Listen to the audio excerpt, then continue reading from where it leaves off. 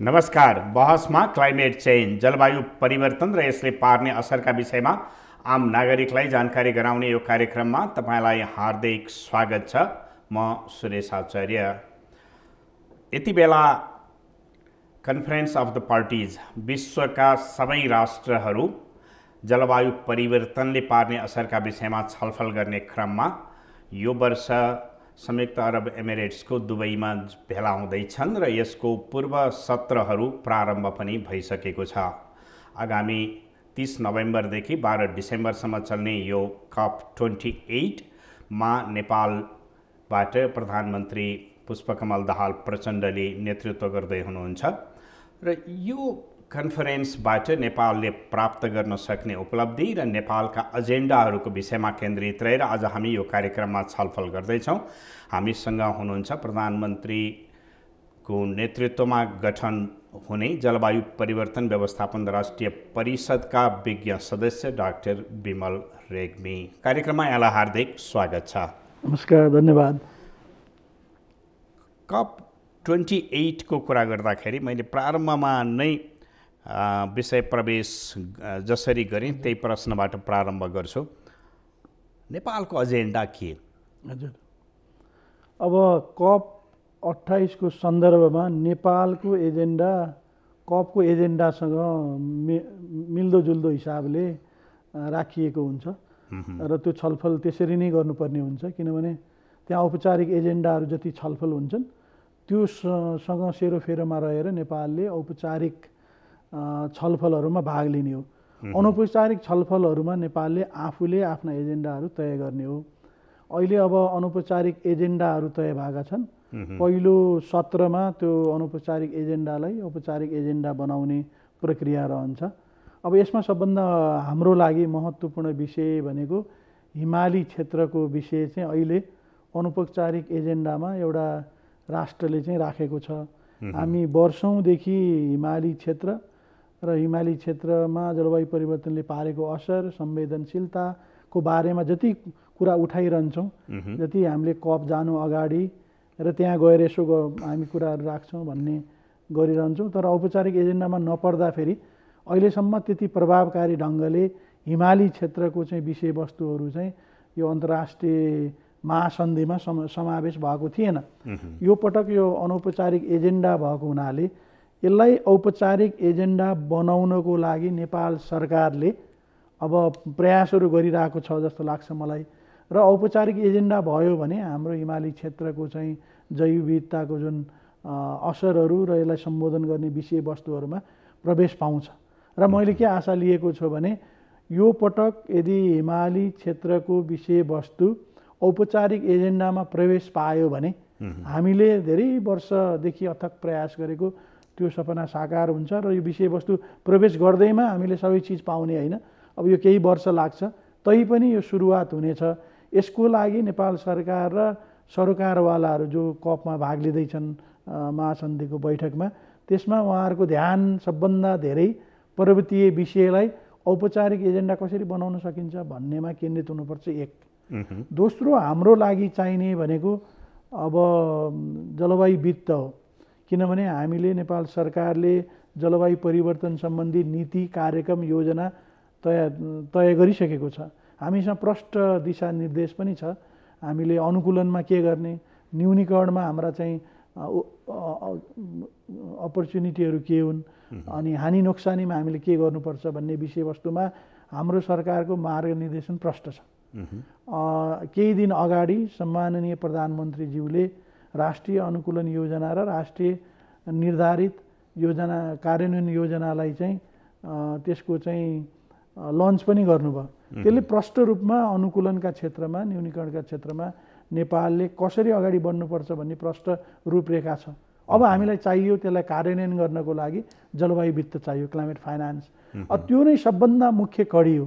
अहिलेसम्मको अनुभवले के देखाउँछ भने नेपालले जति आफ्नो माग अनुरूप चाहिँ अन्तर्राष्ट्रिय स्तरबाट जलवायु वित्तमा पहुँच राखेर त्यसबाट फाइदा लिन नसकेको अवस्था छ। किनभने अहिले अन्तर्राष्ट्रिय स्तरमा जुन संयन्त्र मार्फत चाहिँ कोषहरू परिचालन हुन्छन् त्यो अति झन्झटिलो, एकदम अप्ठ्यारो समय लाग्ने र त्यसबाट खासै उपलब्धि हुन नसकेको स्थितिमा त्यसलाई कसरी सरलीकरण गर्न सकिन्छ, त्यस्ता संस्थाहरूलाई कसरी रिफर्म गर्न सकिन्छ र हामीले सिधा र सरल पहुँचको विषयमा हाम्रो आफ्नो अधिकारलाई कसरी प्रष्ट रूपमा राख्न सक्छौँ भन्ने विषय सम्माननीय प्रधानमन्त्रीजीको एजेन्डा पनि हो। नेपालले यो मुख्य रूपमा आफ्नो विषय आफूले भोगेका समस्याहरू, अब हामीसँग नीति छ, कार्यक्रम छ, त्यसलाई कार्यान्वयन गर्ने सबभन्दा ठुलो चुनौती छ। त्यसमा जलवायु वित्त यथेष्ट छैन, अपुग छ र यसमा चाहिँ अडचनहरू छन्, व्यवधानहरू छन्। अन्तर्राष्ट्रिय स्तरबाट हामीले पहुँच लिनको लागि यसलाई प्रष्ट रूपमा राख्नु पर्यो। यदि त्यो संस्थाहरूबाट हामीले जति सक्दो चाहिँ हामी जलवायु वित्त भित्राउन सकेनौँ भने हामीले भएका कार्यक्रमहरूको चाहिँ कार्यान्वयन गर्नको लागि हामी त्यति प्रभावकारी हुन सक्दैनौँ। जस्तो तपाईँले भन्नुभयो नि यो पर्वतीय मुद्दाहरू चाहिँ नेपालले यसपटक त्यसलाई औपचारिक रूपमा प्रवेश गराउने प्रयत्न गर्नेछ। तर हिन्दकुश क्षेत्र भन्छौँ नि हामी, अफगानिस्तानदेखि नेपालसम्मका हिमाली उसमा त्यसबाहेक अरू पनि कतिपय मुलुकहरू छन् जसले एउटा फोरम नै गठन गरेर यो प्रयत्न गर्दै पनि आएका छन्। आजसम्मको प्रयास तपाईँ आफैले भन्नुभयो त्यति राम्रो प्रतिफल प्राप्त गर्न सकिराखेको छैन, अपेक्षा अझै पनि गर्न सकिन्छ? अब यस्तो छ, हामीले हजुरले भने जस्तै हामीले 2009बाटै प्रयास गऱ्यौँ। नेपालले आफैले आफ्नै नेतृत्वमा अन्तर्राष्ट्रिय पर्वतीय राष्ट्रहरूको सम्मेलन पनि गर्यो। विभिन्न राष्ट्रहरूले सम्बन्धी पहल पनि गरे विभिन्न राष्ट्रले। तर यो एजेन्डा प्रवेश नपाउनुको चाहिँ एउटा हामीले के शिक्षा लिन सक्छौँ भने हामीले यथेष्ट गृह कार्य गर्न सकेनौँ, हामीले यथेष्ट डिप्लोमेसी अपनाएनौँ। किनभने यो त त्यसमा के हुन्छ भने औपचारिक एजेन्डालाई औपचारिक बनाउनको लागि त्यहाँ भएका सबै राष्ट्रहरूले समर्थन गर्नुपर्ने हुन्छ। कुनै एउटा राष्ट्रले विरोध गर्ने बित्तिकै त्यो औपचारिक एजेन्डा हुँदैन। अब हामीले यत्रो वर्षदेखि गरेको चाहिँ मेहनतमा कहाँनिर हामीले के पाठ सिक्नु पर्यो भन्ने कुरा महत्त्वपूर्ण छ भने हामीले हाम्रो पक्षमा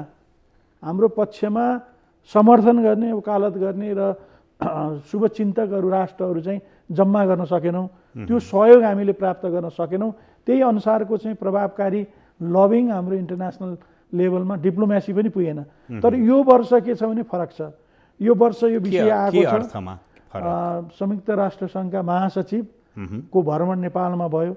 उहाँ नेपालको चाहिँ हिमाली क्षेत्र, सबभन्दा संवेदनशील हिमाली क्षेत्र, अब एभरेस्ट सबभन्दा उचाइमा रहेको चाहिँ हिम श्रृङ्खला अन्नपूर्ण बेस क्याम्पमा गएर उहाँले आफ्नै आँखाले प्रत्यक्ष रूपमा जुन जलवायु परिवर्तनले प्रत्यक्ष रूपमा पारेको छ असर पारेको चाहिँ जुन हाम्रो हिम पर्वतीय श्रृङ्खलामा पारेको असर, त्यहाँका समुदायले भोगेका समस्याहरूलाई एकदम प्रभावकारी ढङ्गले एकदम प्रष्ट रूपमा उहाँले त्यो सन्देश दिएको सन्दर्भलाई लिएर हामीले अब त्यसैलाई नै टेकेर यो वर्ष त्यसलाई चाहिँ प्रभावकारी ढङ्गले डिप्लोमेसीका साथ सबैलाई कन्भिन्स गरेर त्यो एजेन्डालाई फर्मल बनाउन सक्यौँ भने हामीलाई यो चाहिँ हाम्रो लागि ठुलो अवसर पनि हो।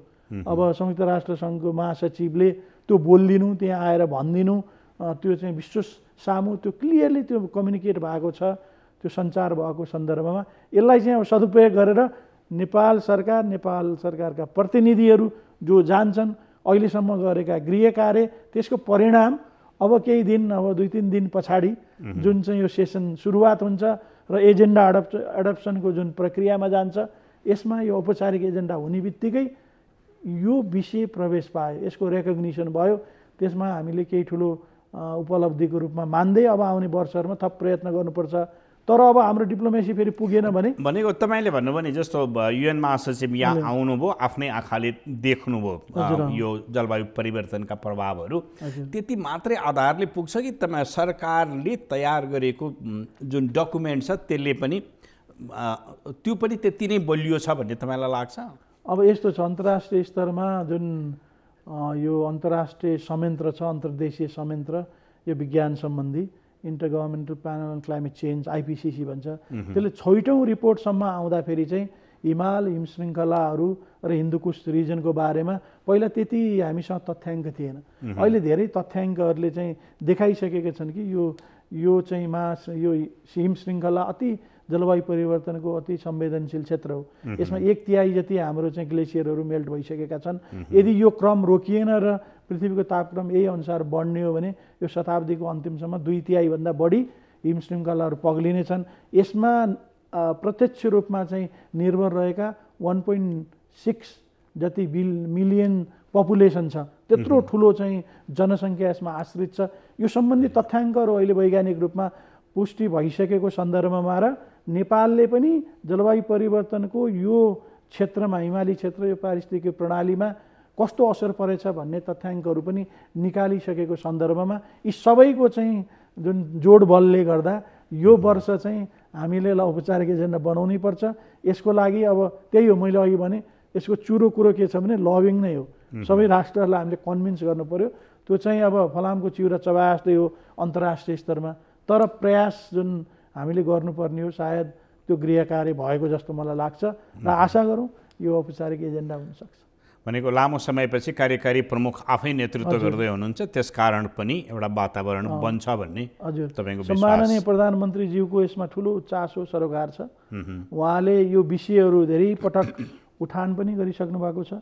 गत केही महिना अगाडि न्युयोर्कमा जुन क्लाइमेट एम्बिसन समिट भयो त्यसमा पनि यी विषय उठान भइसकेका छन्। अब राष्ट्र प्रमुखले नै यो विषयलाई चाहिँ प्राथमिकताका साथ उठान गर्ने भएको हुनाले पनि अब हामीलाई त्यो खालको चाहिँ एक्साइटमेन्ट चाहिँ छ। अब हेरौँ यसको नतिजा के हुन सक्छ। हिमाली राज्यको हिसाबले हेर्दाखेरि जुन 1.5 डिग्री सेल्सियसमा 2030सम्म यो कायम राख्ने भन्ने कोसिस छ, त्यसका लागि पनि केही प्रयत्न होला। तर ठ्याक्कै थिम चाहिँ यो माउन्टेनियस रिजनमा केन्द्रित नभइराखेको सन्दर्भमा तपाईँले गरेको आशा कति विश्वास गर्ने आधार बन्छ? यस्तो छ, अब हिमाली क्षेत्र नसमेटिए पनि हाम्रा अरू एजेन्डाहरू छन्। जस्तै हाम्रो देश सबभन्दा बढी जलवायु परिवर्तनबाट प्रभावित, जोखिम र सङ्कटासन्न अवस्थामा रहेको देश हो। अब यो चाहिँ विश्वको 10औं सङ्कटासन्न मुलुकहरूमध्ये नेपाल जहिले पनि पर्छ। हरेक वर्ष यो जोखिमको टप 10 मा जहिले पनि पर्छ। यो हिसाबले हामीले भोग्नु परेको चाहिँ जुन समस्याहरू छ त्यसलाई समाधान गर्नको लागि हाम्रो अनुकूलन क्षमता बढाउने खालको चाहिँ क्रियाकलापमा हामीले जोड दिन्छौँ। त्यही भएर न्यूनीकरण भनेको हाम्रो दोस्रो प्राथमिकता हो। किनभने हामीले त्यो प्रभावै खासै पारेकै छैनौँ। हामीले चाहिँ कुनै कन्ट्रिब्युटै गरेका छैनौँ।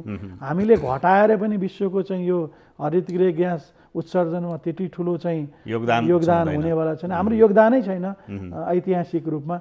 हामीले त समस्या भोगिरहेका छौँ। हाम्रो लागि चाहिएको के हो भने हाम्रो अनुकूलन क्षमता बढाउने हो। स्थानीय स्तरमा समुदायको अनुकूलन क्षमता बढाउने हो। हाम्रा कति स्रोतहरूमा जलवायु परिवर्तनको नकारात्मक असर परिरहेको छ, त्यो क्षमता बढाउनको लागि हाम्रो प्राथमिकता अनुकूलन हो। अनुकूलनको विषय यसमा चाहिँ एकदम जोडबल रूपमा चाहिँ समावेश छ। अहिलेको चाहिँ के छ भने यो COP 28 मा विश्वव्यापी अनुकूलन goal, global goal on adaptation भन्ने विषयमा केही एग्रिमेन्ट हुने, केही सम्झौता हुने कुरा छ। यसमा विशेष गरी अनुकूलनको लक्ष्य के हो त? अहिलेसम्म अनुकूलनको लक्ष्य नै छैन। त्यो निर्धारण नगर्दाखेरि हामीले यसलाई कसरी मापन गर्ने, हैन, हामी लक्ष्य कति हासिल गर्यौँ भनेर त्यो नतिजालाई हामीले कसरी मूल्याङ्कन गर्ने भन्ने आधार नभएको हुनाले विश्वव्यापी लक्ष्यहरू राख्ने, त्यो अनुसार चाहिँ विषयगत क्षेत्रहरूको सूचकहरू राख्ने, त्यसलाई चाहिँ हामी कसरी संस्थागत संरचना के हुने भन्ने विषयमा एग्री हुँदैछ। हाम्रो प्रमुख विषय अनुकूलन भएको हुनाले हाम्रो ध्यान केन्द्रित त्यो सम्झौता होस्। त्यो सम्झौता हुनुमा पनि खालि चाहिँ एउटा ओभरआर्किङ खालको लक्ष्य मात्रै नभइकन सूचकका आधारमा भयो भने भोलि हामीले त्यसलाई चाहिँ मूल्याङ्कन गर्ने, मापन गर्ने गर्छौँ। किनभने त्यसमा कति अन्तर्राष्ट्रिय स्रोतहरू आए, वित्तीय सहयोग त हामीलाई दिने भनेको छ। किनभने त्यो सम्झौतामै छ, UNFCCC को सम्झौतामा के छ भने विकसित राष्ट्रहरूले अल्पविकसित राष्ट्रहरूलाई अनुकूलनमा जति चाहिँ लाग्छ जुन आर्थिक प्राविधिक कुरा छ त्यो दिने भने 2020 मै भयो नि 100 बिलियन दिने भनेर, तर कहिले पनि त्यो मिट त भएन। यस्तो छ, मिट भएन, यथेष्ट भएन, तर अब कमिट त गरिसकेका छन्।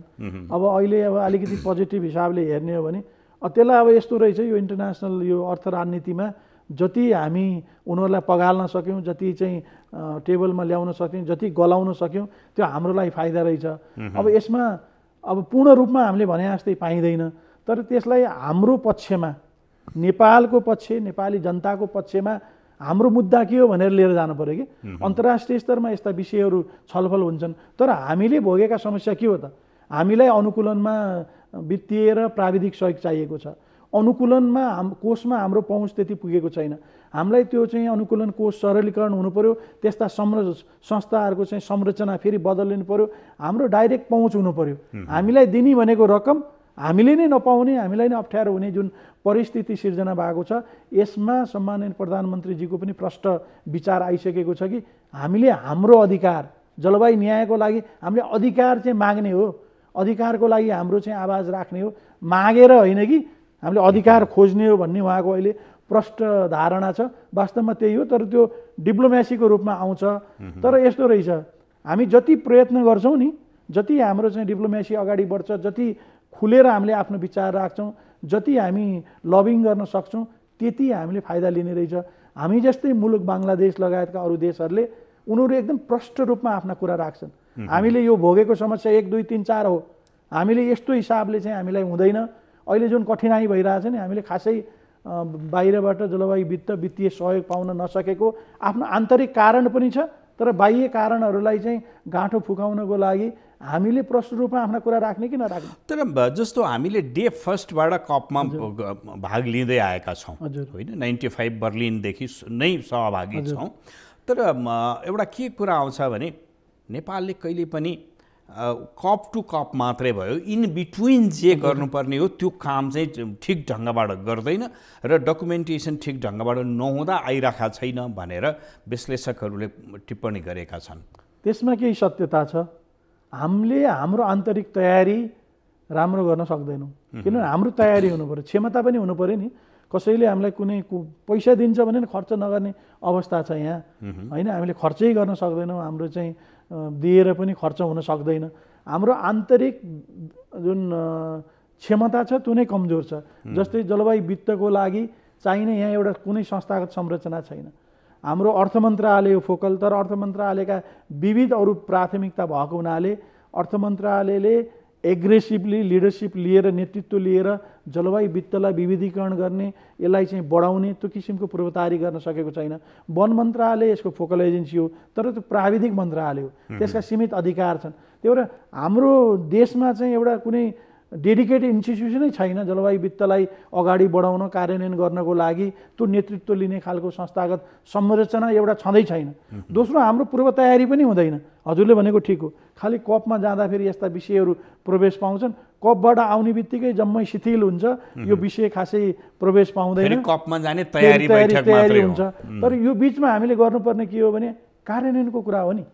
अहिले लाखौँ मान्छे जलवायु परिवर्तनको चाहिँ समस्याबाट सधैँ प्रभावित छन्। जलवायुजन्य प्रकोपहरूबाट त्यति हानि नोक्सानीहरू भएको छ। हरेक वर्ष हामी हेर्छौँ कति ज्यानहरू गइरहेका छन्, कति स्रोतहरूमा चाहिँ त्यो नकारात्मक असर गरेको छ। आर्थिक हिसाबले हामीलाई कति यसले चाहिँ प्रभाव पारेको छ। हाम्रो लगभग 2 देखि 3% त हाम्रो चाहिँ जिडिपी नै लस हुन्छ। अब यो अझै बढ्दै 5% कुनै वर्ष त बढ्दै गएको छ। यति घटना हुन्छ, यति समस्या छ तल स्तरमा। पानीको हाहाकार छ, तपाईँको चाहिँ बाढी पहिरोले गर्दा त्यो विनाशहरू भइरहेको छ, आग लागेको हुन्छ। यति धेरै समस्याबाट प्रभावित छ स्थानीय समुदाय, जनताहरू। त्यो त हामी यहाँ केन्द्रमा बस्नेले त्यो महसुसै गर्दैनौँ। र खालि कपका विषयमा मात्रै कुरा गर्नु, कप एउटा माध्यम हो जहाँ हामीले अधिकारको लागि हामी हाम्रा मुद्दाहरू स्थापित गर्न सक्छौँ। त्योबाट केही ल्याउनु पर्ने हुन्छ, त्यो ल्याइसकेपछि कार्यान्वयन गर्ने सवालमा हामी त्यति प्रभावकारी हुन सकेका छैनौँ। राज्यले एउटा डेडिकेटेड खालको निकाय बनाएर यसलाई संस्थागत गर्ने एउटा। दोस्रो, आएका चाहिँ जुन स्रोतहरू छन्, यो आएका स्रोतहरूलाई कसरी प्रभावकारी हिसाबले परिचालन गर्न सकिन्छ भन्ने हिसाबमा चाहिँ जाने दोस्रो।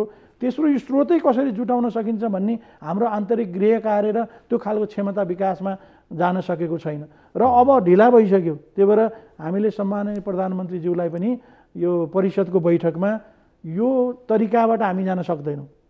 अब हामी ट्रान्सफर्म गर्नुपर्ने हुन्छ हाम्रो विचारमा, हाम्रो कार्यशैलीमा। त्यो भनेको यसलाई डेडिकेटेड इन्स्टिट्युसन किन नबनाउने, यसलाई हामीले चाहिँ प्राथमिकतामा किन नराख्ने। खालि कपको मात्रै प्राथमिकता त होइन।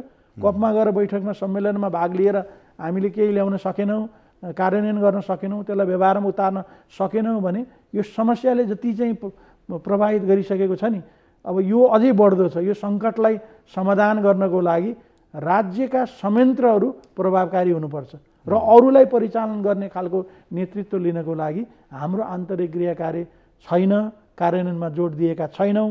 नीति त राम्रा छन्, उत्कृष्ट नीति छन् हैन, उत्कृष्ट नीति छन्। नीति बनाउने कुरामा, कानुन बनाउने कुरामा हामी अगाडि छौँ, तर यसको कार्यान्वयनको पक्षमा अति नै कमजोर छौँ।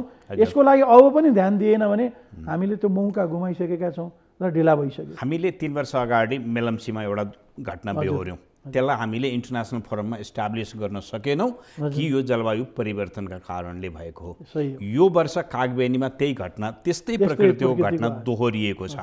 भारतको सिक्किममा पनि यसपालि त्यही खालको आयो। अघिल्लो वर्ष पाकिस्तानमा आएको बाढीले गर्दाखेरि लस एन्ड ड्यामेजको कुरालाई पाकिस्तानले जोरदार ढङ्गमा अलिकति उठायो। यो लस एन्ड ड्यामेजमा हामी भोगी चाहिँ रहने, तर त्यो कुरालाई इस्टाब्लिस गर्न नसक्ने हाम्रो कमजोरी यो वर्षले पनि निरन्तर रहन्छ वा हामी केही गर्दैछौँ? यो वर्ष पनि निरन्तर रहन्छ, दुःखका साथ भन्नुपर्छ, तर केही सोचाइहरू आइरहेका छन्। अब हाम्रो कमजोरी के हो भने हामी तथ्यपरक कुनै विचारहरूलाई अगाडि सार्दैनौँ। तथ्यपरक विचारहरूलाई अगाडि स्थापित गर्नलाई तथ्यहरू, प्रमाणहरू हामीले जुटाउनु पर्ने हुन्छ। जस्तै अब यो नियमित रूपमा प्राकृतिक प्रकोपले पारेका असर हो कि जलवायु परिवर्तनको त्यसमा कति देन छ त? जलवायु परिवर्तनकै कारणले भएको हो कि होइन मेलम्ची अथवा कागबेनी भन्ने हामीलाई लाग्छ जलवायु परिवर्तनले भएको हो। किनभने यो क्लाउड ब्रस, आरी घोप्टे वर्षाहरू, मनाङ मुस्ताङमा पानी नै जान्न भने यो पानी परेका कुराहरू सामान्य होइन, अतिशय घटनाहरू जलवायु परिवर्तनको कारणले पनि भएको, भइरहेकाहरूलाई चाहिँ बढाउने यो विज्ञानले पनि प्रश्न पारे। तर हाम्रो कमजोरी के हो भने हामी अध्ययन, अनुसन्धान, तथ्य, प्रमाणहरू बिना हामी त्यो कुरा लैजान्छौँ, त्यो प्रभावकारी हुँदैन।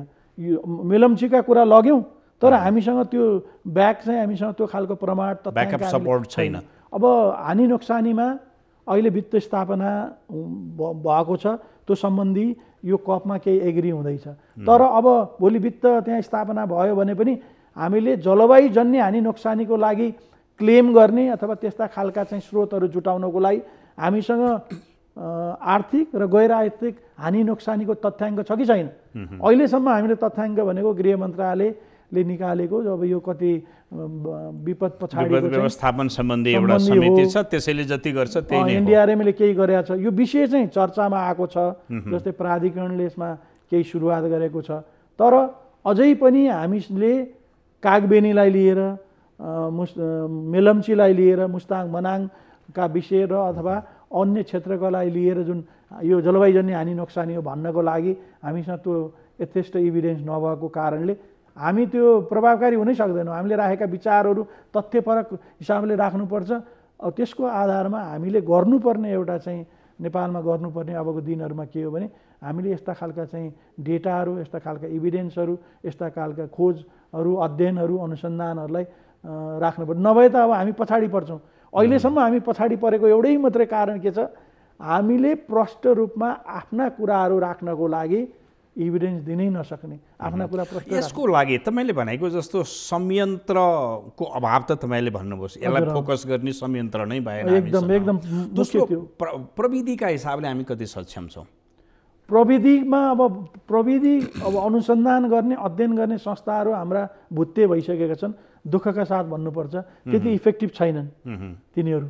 अब त्यो इफेक्टिभ नभएको हुनाले हाम्रो चाहिँ कृषि अनुसन्धान परिषद, त्यसले हो हाम्रो चाहिँ कृषि सम्बन्धी जलवायु परिवर्तनले पारेका असरहरूको अनुसन्धान गर्ने। वनमा त्यस्तै छ, वन सम्बन्धी जलवायु परिवर्तनले के पार्यो भन्ने छ। हाम्रो वेक्स भन्ने छ, यता चाहिँ पानी सम्बन्धी, जलस्रोतमा र ऊर्जामा जलवायु परिवर्तनले कस्तो असर पारेको छ भनेर अध्ययन अनुसन्धानबाट निकाल्ने हो प्रविधिहरू। कस्तो चाहिँ ठिक हुन्छ? हुन त अब केही यो कृषि जलवायु मैत्री कृषि प्रविधि भनेर लागू पनि भएको छन्, नभएका चाहिँ होइनन्। तर त्यो हामीले जुन हिसाबले चाहिँ प्रविधिमा फोकस गर्नुपर्ने हो त्यो गर्न सकेका छैनौँ। किनभने त हजुरले भने ठिकै हो, प्रविधि बिना त हामीले चाहिँ जुन्न सक्दैनौँ। अनुकूलन क्षमता बढाउनको लागि प्रविधिको ठुलो महत्त्व हुन्छ। प्राविधिक सहयोग पनि भन्ने छ अन्तर्राष्ट्रिय स्तरमा, त्यो पनि जुटाउन सकेको छैनौँ। हाम्रो के छ भने आन्तरिक रूपमा हाम्रो गृह कार्य कमजोर छ।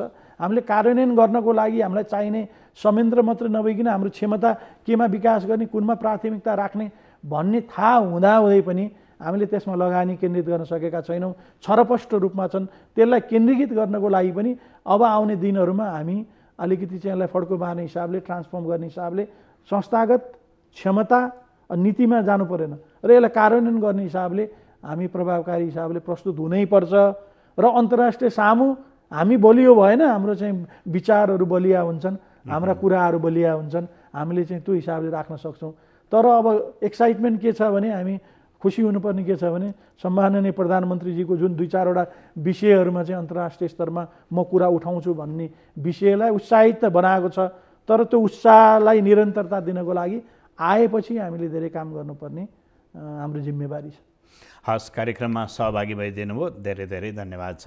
यहाँहरूलाई पनि धेरै धन्यवाद। नमस्कार। आज हामीले COP28 को सन्दर्भमा नेपालका एजेन्डा र नेपालले प्राप्त गर्न सक्ने उपलब्धिका विषयमा केन्द्रित रहेर जलवायु परिवर्तन व्यवस्थापन राष्ट्रिय परिषदका विज्ञ सदस्य डाक्टर विमल रेग्मीसँग कुराकानी गऱ्यौँ। कार्यक्रमको निर्धारित समय सकिएको छ। हामी सबैलाई बिदा दिनुहोस्। नमस्कार।